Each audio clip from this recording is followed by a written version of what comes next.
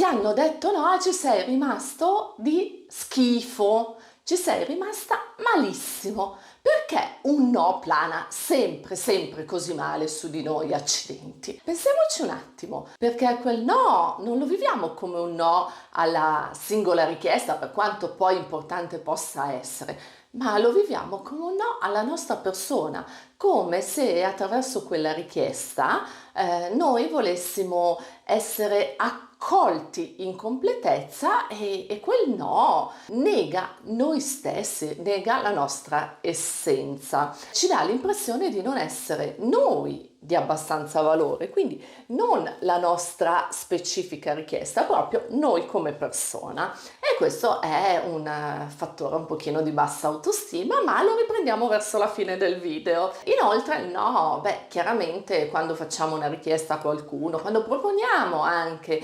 gentilmente qualcosa a qualcuno, ci siamo già un pochino fatti il film di quello che potrebbe essere. Quindi dal banale quest'estate andiamo al mare o in montagna, nella nostra testa non è una richiesta neutra, ci siamo già fatti il film ipoteticamente di andare al mare, magari le cenette romantiche, piuttosto che se un gruppo di amici quest'anno ce ne andiamo a Barcellona perché tu hai voglia di far festa e questi invece si cacciano in Finlandia a camminare per 17 ore al giorno. Eccoci. E quindi la nostra prospettiva, il nostro senso di futuro, quello che già in parte nel chiedere desideriamo, viene contrastato, frustrato in modo anche importante alle volte, chiaramente a seconda della richiesta. Anche qui non sempre la richiesta più realmente importante negata ci frustra di più di una richiesta piccola o apparentemente piccola. Questo perché? Perché magari inconsciamente noi vorremmo fare la richiesta più grande, ma ci limitiamo alla più piccola. Vorrei venire a vivere con te, trasliamo su, ma quest'estate andiamo in vacanza assieme? E nel momento in cui magari anche una piccola richiesta, che potrebbe essere un weekend assieme, viene frustrata, noi ovviamente, pur non essendocelo neanche detto a noi stessi, ma sentiamo il peso di un no o di una vaghezza nella risposta. Perché? Perché riecheggia tutto un discorso più grande. Il no ci arriva addosso in modo pesante perché non sappiamo gestire le emozioni. Spesso su persone molto viscerali, passionali, con le fragilità che abbiamo tutti, il no plana male, plana malissimo, ci viene questo magone, questa tristezza grande e quello che succede, e qui arriviamo un po' a quagliare l'intera faccenda, è che rispondiamo subito, non necessariamente alla persona,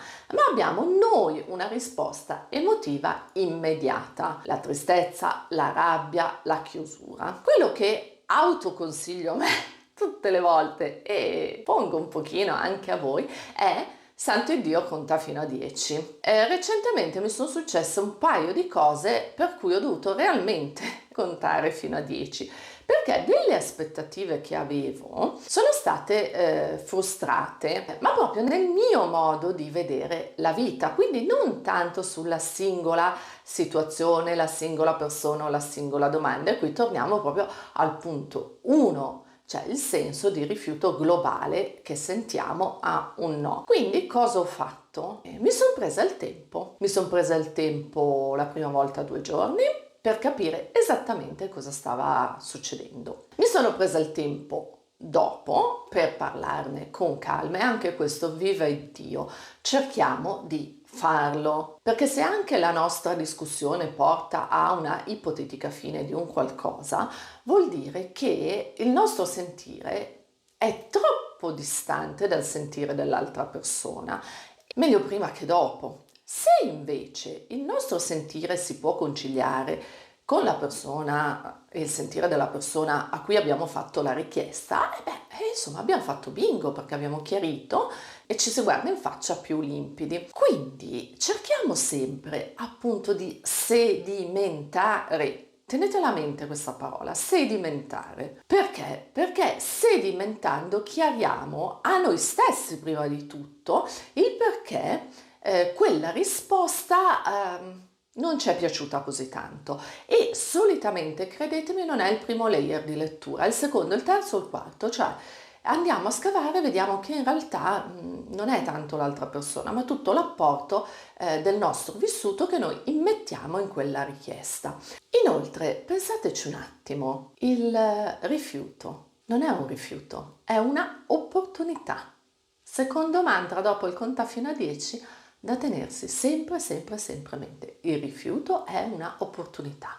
Innanzitutto è un'opportunità di guardare dentro di noi e di fare uno scatto di crescita, di capire cosa ci fa soffrire e eventualmente nell'affrontarlo la prossima volta un rifiuto non ci farà soffrire così tanto. Poi sì, un'opportunità con l'altra persona, ma come vedete questa viene dopo alla fine. Cioè quello che noi avevamo visto come prima cosa, cioè l'essere accolti dall'altra persona, diventa un essere accolti prima di tutto da noi stessi e poi in seconda istanza. Certo, se la nostra richiesta viene accolta siamo felici perché vuol dire che già stiamo vivendo con chi abbiamo davanti in un modo armonico. Se non viene accolta sarà comunque apprezzato l'averne parlato e anche per noi, credetemi, perdiamo un amore e guadagniamo un amico? Perdiamo un finto amico e guadagniamo consapevolezza? Oppure abbiamo un sì diverso da quello che credevamo, forse anche più bello.